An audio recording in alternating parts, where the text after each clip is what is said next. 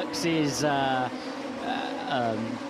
Zamparelli, you know, over his radio. Daniel, Tio is behind you. He's been going very fast today. Yes. Pregnant pause.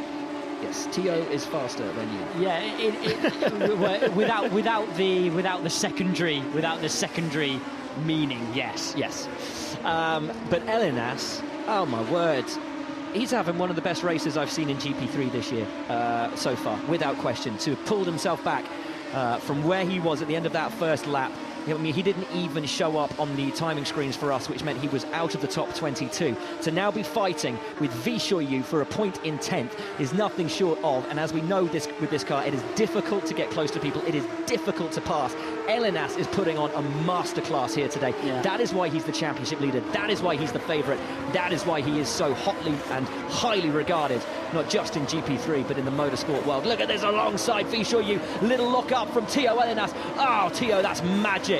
Absolutely wonderful, but oh no, just a little bit slow as he just lights it up coming through, and Vishoyu able to edge him towards the grass, and Vishoyu not giving him the full width of the track, and that's a little cheeky from Vishoyu. But Elinas looking for the up and under to get down and back on terms with him into Eau Rouge. This could well be a side-by-side through Eau Rouge. Oh, this is edgy, squeaky bum time for both of them, and Elinas says, you better try that, mate. And Elinas gets past and through. Wonderful stuff from the championship leader, Tio Elinas, into the point with a majestic drive. And Sainz, oh no, and Harvey into the wall, moves over, and that big crash for Jack Harvey. The rear axle ripped off the car at the end of the Kemmel Straight. And that will obviously result in a safety car out. And those two guys have been getting close to each other, but that is a big shunt to have ripped the rear axle and the gearbox off like that for Jack Harvey. Absolutely, that one's going to hurt. Absolutely massive, and you'd like to see it again before we describe too much of what happened there. But they appear to meet in the middle, somewhere near the apex of the first part of Lake Como, almost on the way down to it. Quite clearly a misunderstanding between those two guys as to where each other was there. And Jack's getting out of the car, so that's good to see, because that was an almighty shunt. Yeah, thumbs up from Jack Harvey, and will no doubt be getting applause from the crowd that he's okay. Sainz also all right, and walks away from the car. But what a shame, a great battle between those two for third. Now let's have a look. Talk us through it, Alex. There we go. So we've got Harvey coming up to try to pass Sainz, move over to Como. I'm sorry. I think Jack's potentially to blame there. To heading down towards Lake Como, you know, he knows Sainz is on the inside of him, see him coming around the outside here, and for me, there's no reason for him to be migrating inwards there. Too much. Trying to clearly, you know, trying to make Sainz back out and concede the line, but you know, the guy's there and he's up the inside. He didn't want Sainz to outbrake him on the way in and maintain the position. I mean, we've talked about spatial awareness in GP3 and in GP2 today, and sadly, in that moment at least, it appears spatial awareness was, should we say, not what it could have been. Yes, quite. And look at that, gearbox ripped off. Want a gearbox? Not that one, mate. You're welcome to it. Well, there we go. So what does this mean for us? Puts Regalia up into third place, moves Elinas into the points in 8th, critically for our championship battle. Oh, indeed it does, and more importantly, for Elinas, reverse grid pole for tomorrow's race. Absolutely, yeah. So, well, that was a very frightening moment. As you say, you never have small accidents here at Spa, and that certainly was not small. This then, talk us through, because this was really wonderful. This was absolutely stunning. Elinas on the grippy line, of course, around the outside. Locks up, beats him by a long way under braking, claims the inside for the left-hander, then he's a little bit offline, just lights the rear tyres up a wee bit and loses out again. And then they're on the run down to Lake Como, checking each other out. Vishoyu claims the inside line. Elinas decides to go wide and cut back. Manages to get the cut back without being held up on the apex, and decides he's going to try and out-drag him into Eau Rouge, which he ends up doing successfully. And as he got past him, pulled it in front of him and said, just you try that again, my friend. Yeah, he gave him a taste of his own medicine, didn't he, on the way to Eau Rouge, and claimed claimed the Not in a dangerous manner, though, it must be said. He was already well past at that point.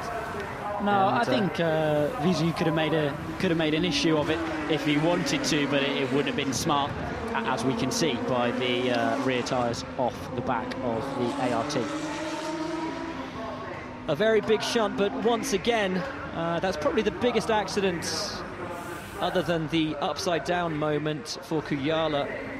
I was in the box then too. What is it about me? The safety of the drivers keep me out of the box. So there you go, yeah. Elinas was past Vishoyu at the point that he moved over. Meanwhile, here we go. So Harvey goes around the outside and moves over, and just bang. That's very reminiscent, I tell you, of the incident between Sebastian Vettel and Mark Webber at Turkey in 2010. Yeah, I've got to very much say. so. They met in the middle, but again, it was Harvey did more meeting than Sainz. You look at Sainz; he's driving straight. Well, straight to the scene of the accident, but I'm sure he didn't see it that way at the time.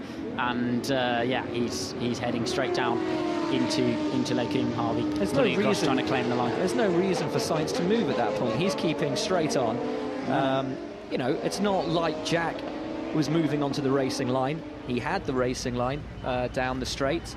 It was should simply have been a case of trying to outbrake each other coming into Lake Combe. Yeah, and you know, you don't usually expect somebody to start heading across the racetrack at you there. I mean, I could see what Jack was trying to achieve.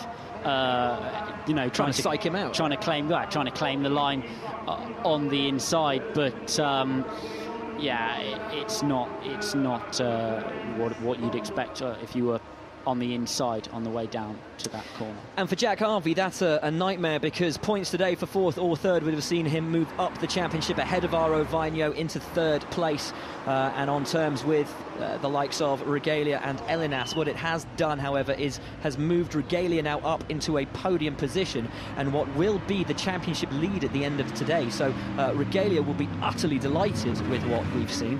And Harvey, from a point at which he could have progressed up the championship, is simply now going home for an early bath.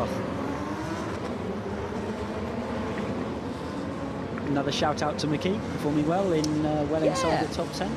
Yeah, absolutely, and he'll be, if no position changes occur before the end of this race, McKee will be starting from the front row of the reverse grid tomorrow alongside championship leader Theo Elinas. And we've already seen some wonderful drives from McKee this year, and the last time he finished 7th and started on the front row of the grid for the reverse grid race, it was in Germany, and he took the win.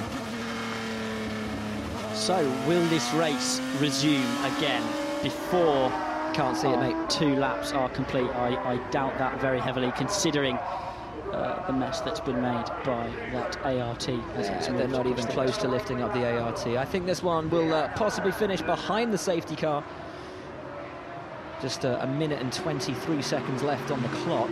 I don't think they'll even make it over the line before that clock counts down. So race, one would imagine, will finish behind the safety car. I'm starting to hear through my cans that is a possibility. And, well, it hasn't been an uneventful afternoon, has it? No, been very much the opposite. We saw quite an interesting start. You can come again. Thank you. On board with the race leader, and I hope I've pronounced his name correctly, Daniel Kvyat. I think I'll probably give up. He's driven a great race, wonderful start, has been able to pull the gap away from Daly on every restart. He's just tempered it magnificently, never looked troubled, and really has done a sterling job. Yeah, stunning job. You know, really, he made the drag he had work off the start around the outside of Sainz, and then was put under pressure several times by Connor Daly from behind, even being side by side with him at several points, and you know, he kept his head together and stayed out of trouble, and he now leads the race under the safety car with 1 lap to go. So Kvyat with 1 lap to go behind the safety car is assured of this win now. There's nothing that anybody really can do about it, unless, of course, the safety car pops in at the end of this lap, and Conor Daly manages to jump up the inside of him at the final corner. Well, I always think, well, yeah, if he's sleeping, this could happen, but given the well, in fact, they wouldn't go through that section again, would they? So, almost, theoretically, they could pull the safety car in. We see no indication of them doing that. I bet you they pull it in. I reckon they're going to pull the safety car in end of this lap and let the guys try and battle it out through the final corner. It'd be good. I'm probably wrong. It'd be good. It would be fun, wouldn't it? It could be a disaster. So, you know what these boys are like. You've raced against the majority of them. Well, I always think that actually this situation, when you're in, this must be nice. If you're Danny Kvyat, it must be really, really, really nice. Leading the race, you know you're going to take probably the checkered flag.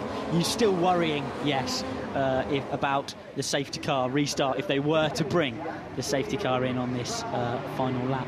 But cruising home to a victory must be a fantastic feeling for him. And it's been a very measured race from him. He scored his first podium last time out in Hungary with the 3rd place in the first race. And this win today will, of course, move him up through the championship positions and will move him into contention at the top with 2 weekends remaining after this one in Spa. Racing in Monza, racing in Abu Dhabi. We haven't had really a time today to... There you go, lights are out! Boom! Final corner, mate. It's all down to the final corner. Oh, yes. Not often you're right. Here we go. Who can stick? Can Conor stick with him? Can Regalia stick with Daly? Can anybody? No. There you go. He's done it again. He's gone early. Kvyat has done a great job then of the restart once again.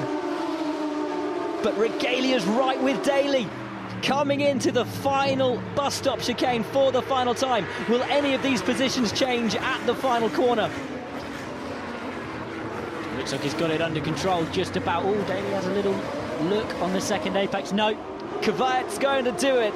Kvyat wins the race. Daly is 2nd. Regalia 3rd. Kevin Koyas comes home 4th with Sims 5th. Yellowly 6th. McKee 7th. Ellerly, importantly, crucially, after a hell of a race, finishes in 8th place to record reverse grid pole. Vishoyu is 9th and Zamparelli is 10th. And that's lovely, isn't it? Seeing his celebrations from this angle. Yeah, this is what it looks like from the race winner's helmet of our race 1 here at Spa, talking to the team over radio, and no doubt we'll get to hear those celebrations from Danny Kvyat. So up the hill for the final time, and he's had an awful lot of pressure to put up with in this race this afternoon, but he has coped with it absolutely magnificently. So it's Danny Kvyat who wins the race with Daly 2nd, Regalia 3rd, then Koyas and Sims, another fabulous return for him to GP3, Yellowly 6th, McKee 7th, another front row start for him. Elinas then takes reverse grid pole after a stonking race. Vishoyu and Zamparelli top 10, then Venturini and Sasilva up in 12th place. Kuyala 13th and Williamson. Fuminelli, Gomez, Ericsson, Cullen, Yorda, Fontana and Vigno. Sainz and Harvey ultimately not classified at the end. Massive crash, and that no doubt will be looked at the end of the race today. Niederhauser taken out of contention in a smash as well. It's been fairly eventful in terms of accidents. Fong, Webster and Zonzini, the final drivers in the classification, although not classified obviously with position, having not finished this race. But very important for the championship, this one, especially for Regalia, who will be our new championship leader overnight into tomorrow's race. But for this guy as well, his first win in the championship, and great times for Kvyat. He's looking happy, leads the championship now, as you say, and a job well done this weekend. Not, as ever, consistency in GP3, as we've said quite a lot this weekend, is the way forward, and he continues to score well, finding some grass to put on his tyres to make sure that he clears the weight limit. It is incredible when you think that Regalia didn't score a point in the first weekend. And since then, other than one retirement in Germany, has scored points in every single race. He's had a second, a third and a first, another third place from today. But let's have a word on Tio Elinas. What a drive